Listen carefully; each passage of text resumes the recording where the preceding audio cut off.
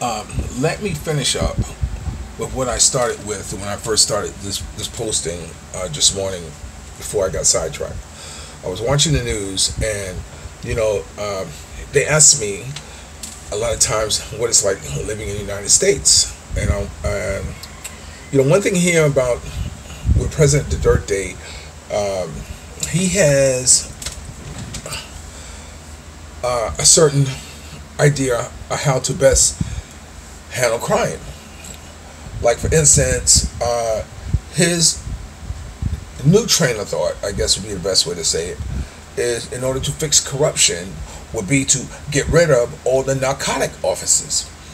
Replace them, reassign them, move them out of circulation and put them somewhere else.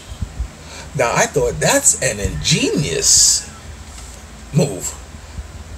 Because imagine they do that in New York or in Chicago and Los Angeles, some of the major cities, is that if you want to start to change the community and try to change the policing of your area, the first group of cops that you want to move are the narcotic cops. Officers that are involved in drug arrests, officers that are involved in the drug activity of the day-to-day what goes on in that country. Because you know why? That's also their first level of corruption.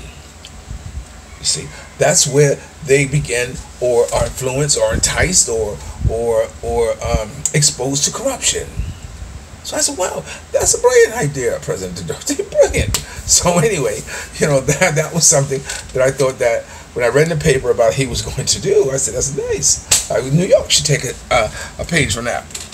But when they asked me about what it's like living in New York or living in the United States, this next story is heartbreaking of what the teenagers are going to start doing here in New York. Not here, but in New York. So I'm going to flip this around. I hope you get the whole gist. But this is a WPX News. This is Gerard and Chief of Filipino Soul.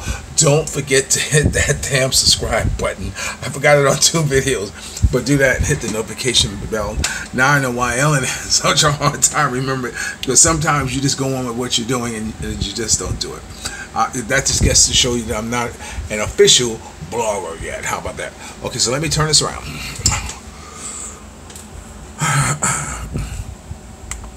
Social media challenge you definitely want to hear. This is just so disturbing. It's called the You Lackin' Challenge. And this week, it ended in gunfire with one teen in handcuffs and another in the hospital. Raul Garcia Jr. hid behind a door. The 17-year-old didn't want to talk about the internet challenge called No Lackin'. Investigators say Garcia and his 16-year-old friend played it on Sunday. It ended in gunfire. The premise is dangerous, as you can see from these videos shared by investigators in Texas. One person pulls out a gun and says, "You lackin'?" The other responds by pulling out their own weapon and saying no. Guns aren't toys. They're there for protection, they're there for hunting, and that's it. And a gun is not a toy, it's something you don't play around with. The investigator says a bump in the road led Garcia to firing his pistol at the railroad crossing. He shot his 16-year-old buddy in the mouth. He's in the hospital, now recovering in stable condition. Common sense, where you don't point a gun at something in which you don't intend to destroy. Now this teen is facing potential prison time for the challenge. Investigators say, remind your kids, life is in the game. I would highly recommend to parents that they monitor, their child's social media to just determine what they're looking at, and if they were in the event to find something that's concerning, to sit down and talk with them. Corey Chambers, Pix 11 News. So disturbing. It really is. All right, well, that's going to do it for us. As we mentioned, I hope Dan you and saw Jill that. are... Hold on. Good morning, baby. How are you?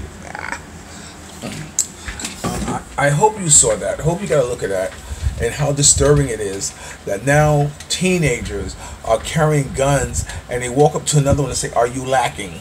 I guess lacking means, are you packing? Are you packing a gun? And so, yeah, I'm packing, and they pull out guns. I mean, guns are so available in the United States that the kids got nothing else to do with it.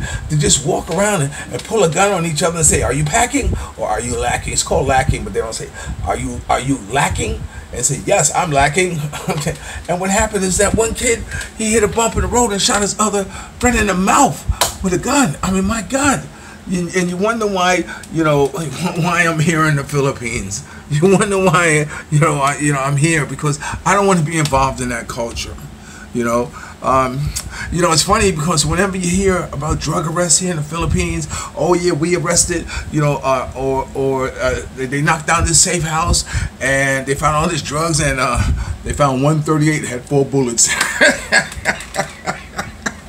It cracks me up. They're not armed to the teeth.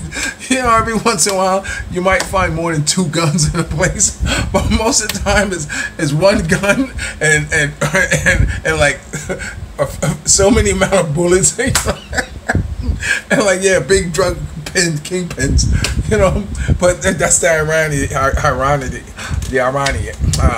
That's the unusualness of it. That there's not a whole lot of guns here in the Philippines. Granted, there are guns here in the Philippines, I have to say, but they're very strict on having, unlicensed handguns, so that's also something else too. Okay, so I wanted to point this video out to you and just kind of give you a little inkling of what it's like here in the U.S. and what's going on there. And also, happy Father's Day. That's coming up tomorrow. Today's Saturday here tomorrow. I also have a fashion show I'm doing tomorrow. But also Walmart, I think Hallmark, pulled one of their Father's Day's card. Because what does it say? Happy baby daddy. Happy baby daddy's day. They had a black couple on the card, which is unbelievable. Now to make a card, they pulled the card. They said they apologize for the insensitivity of it, but happy baby daddy's day. Man, America is something else. Okay, remember, this is Gerard, editor-in-chief of Filipino Soul Magazine, aka SGIB Magazine. Remember, dreams are nothing more than plans awaiting. I'll let you this way so you can see Cebu in my glasses. Remember, dreams are nothing more than plans awaiting action. Never disrespect the elderly and always pull someone up. And sometimes you may be the only one to see your vision. And the best revenge in life is to live good. I'm living good today. I hope you are too.